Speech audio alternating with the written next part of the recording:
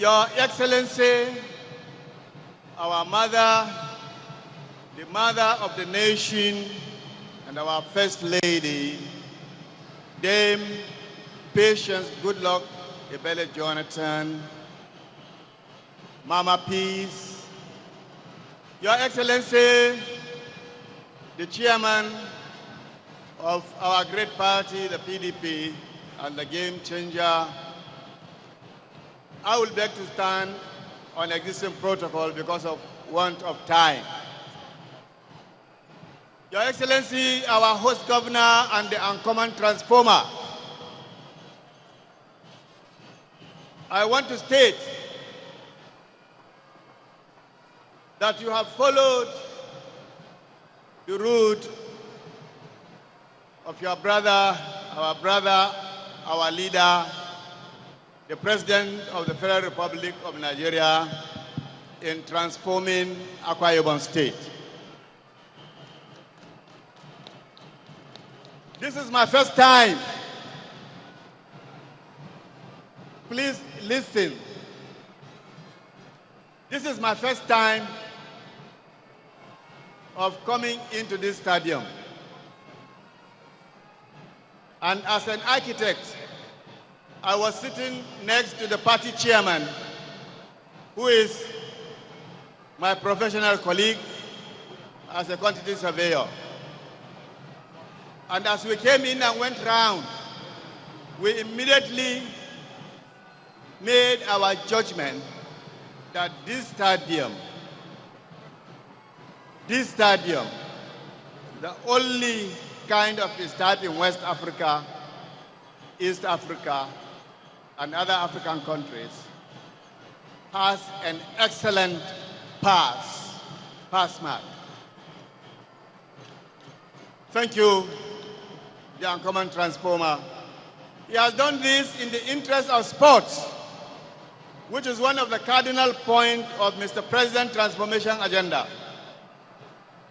But just a few days ago, we were in Port Harcourt, and when we entered into the stadium that we had our rally, as an architect, indeed a professional architect, fellow of the Nigerian Institute of Architects, I gave that design 0. You ask me why. I have never seen a stadium in this world that has over 1,000 columns all around, everywhere inside the stadium. A large percentage of the spectators, their views are blocked by those columns.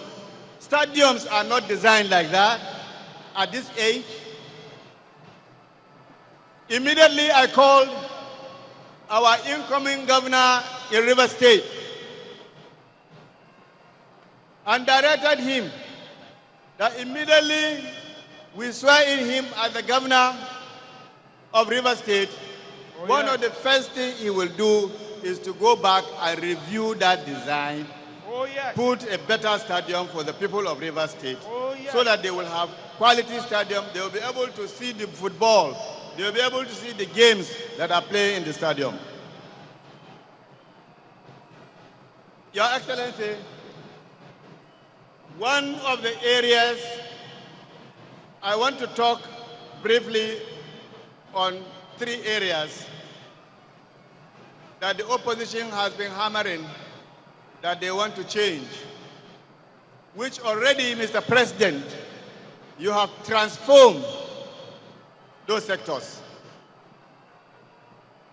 In only 4 years, just listen carefully, in only 4 years, Mr. President has constructed and developed 120% fold of the power infrastructure in Nigeria.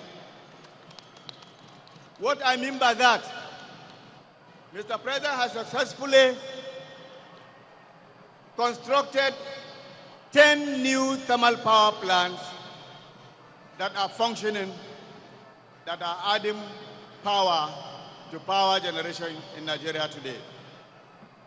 Mr. President has built and constructed 3,500 kilometers of transmission lines and over 100 associated 330 and 132 substations. Mr. President has also successfully delivered 295 injection substations, which will carry this power, added power of about 4,700 to Nigerians. And that is why today, Mr. President has been able to achieve. When we came in, we had 2,000 megawatts, and today we are pushing to Nigerians 4,500 megawatts. And you will agree with me that today, because the main essence is what amount of power is an individual Nigeria getting, using. There is no doubt the number of hours of power supply to Nigerians have increased. Thank you, Mr. President. You have already transformed, you have already changed the power sector. Your Excellency, sir, I want to say here, also the other sector that you are working with the uncommon transformer is the area of transportation, particularly the deep sea port. We are partnering and happy to say that the project is going on well. The governor has constructed the road to the site, and Mr. President has approved the construction of a railway line under the Coastal Rail Line project to go to that port. Thank you, Mr. President. On education, health, and various other areas, people have spoken. But one important thing that we must know is that this education is very important, because what Mr. President is doing in this transformation agenda by spending over 1.3 trillion naira for tertiary education and billions of dollars under TED fund, spending a lot of money to support primary and secondary education, is to have well-educated Nigerians that will run and develop and sustain all this infrastructure that we are putting in place. We don't want to bring people from outside Nigeria. We as Nigerians will construct and manage and develop our infrastructure. Thank you, Mr. President. On agriculture, I just want to recall that recently there was a newspaper publication that was accredited to the vice presidential candidate of APC, that their policy in agriculture is going to be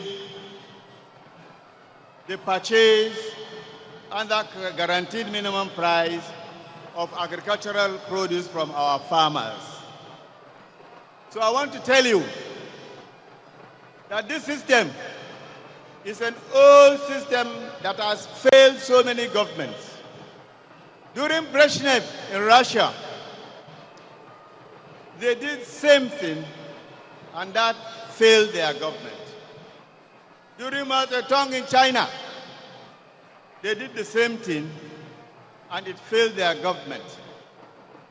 During the Babangida regime, they realized that that is a failed system, it's a corrupt system, and they abolished the commodity board. But they want to bring it now as a policy of agriculture. Do you agree with that? Do you want a failed government? Do you want a failed agricultural system? Yes. So thank you very much.